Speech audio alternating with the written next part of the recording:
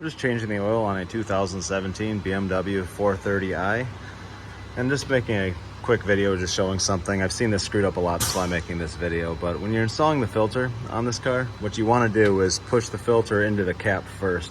It seems kind of counterintuitive. It seems as though you should push this end in first and then screw the cap down, but you're more likely to destroy the filter doing that. It finds its own little home. It just lands in the hole where it should be, just being the taper of this and how they designed the oil filter housing.